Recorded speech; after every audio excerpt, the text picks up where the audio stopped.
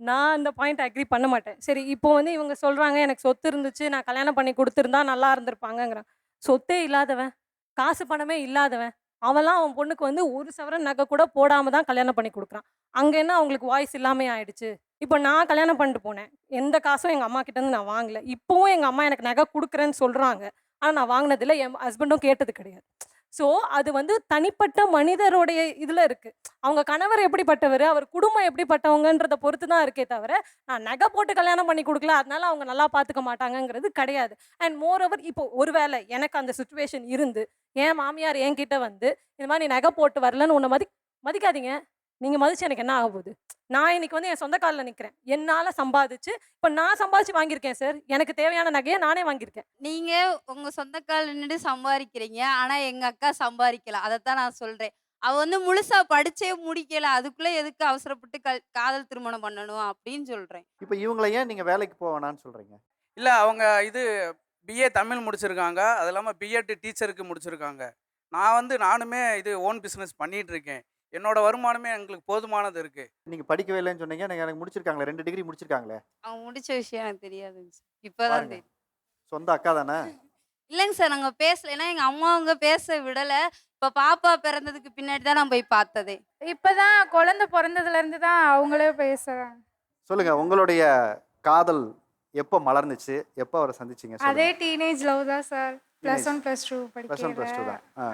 First எந்த ஊரு time நீங்க? பெரியகுளம். பெரியகுளம். ஃபர்ஸ்ட் டைம் ஸ்கூலுக்கு போயிட்டேன். இவங்க வரல.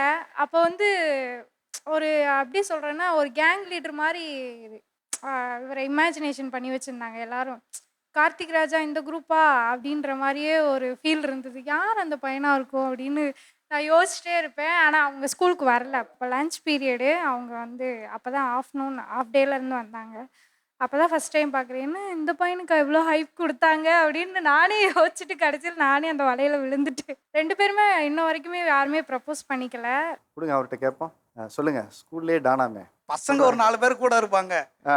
அத கொஞ்சம் அப்படி பில்டப் பண்ணி வச்சிருக்காங்க. அதுக்கப்புறம் நான் ஒரு 1 வீக் அப்புறம் தான் அந்த பொண்ண சரியாவே பார்த்தேன். பசங்க ஃபுல்லா சொன்னாங்க. நம்ம கிளாஸுக்கு ஒரு பொண்ணு வந்திருக்கு. புதுசா வந்திருக்கு. ம். அழகா இருக்காங்க அப்படின்னாங்க. ம். சரி நானும் பார்த்து இது பண்ணேன். பேசினேன். பேசக்கூட இல்ல. ஃபர்ஸ்ட் ஒரு பொண்ணு மூலியமா சொல்லிவிட்டேன். தெரிஞ்ச ம். பொண்ணு மூலியமா. என்னைய புடிச்சிருக்கான்னு கேளுங்கன்ட்டு.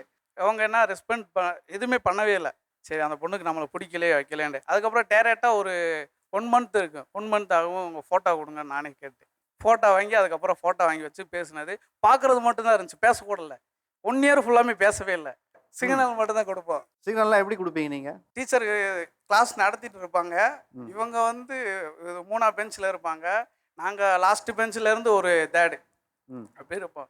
இவங்க எதார்த்தமா இங்கிட்டு பார்க்குற மாரி பார்ப்பாங்க. நான் அவங்களே ஃபுல் அண்ட் ஃபுல்லா இது பண்ணுவேன். எப்பவுமே நம்ம ஸ்கூல்ல படிக்கும்போது, இல்ல வேலை பார்க்கும்போதுன்னே, நமக்கு ஒரு பொண்ண புடிச்சிச்சுன்னா, மத்த பசங்க பாத்துறக்கூடாதுன்னு இந்த பசங்களுக்கு ஒரு எண்ணம் இருக்கும். "டேய்! அது யார் தெரியுமா? அதான்டா உங்க அண்ணி. பாத்துக்க." அப்படின்னு சொல்லுவோம்ல. அது வந்து அந்த மாரி என்னோட அந்த மாரி இருக்கிற உங்கள்ட்ட பசங்களே சொல்லிட்டாங்க. "ஏய் அது கார்த்தி லவ் பண்றியா? யாரும் பார்க்காதீங்க. யாரும் பேசக்கூடாது." அத மீறி ஏதாவது ஆக்ஷன் காட்சிகள்லாம் இருந்ததா? அதே மாரி ஸ்கூல்ல எல்லாம் இல்ல. ஸ்கூல் முடிஞ்ச பின்னாடி தான் அதுக்கப்புறம். சொல்லுங்க. காலேஜ்ல இருந்து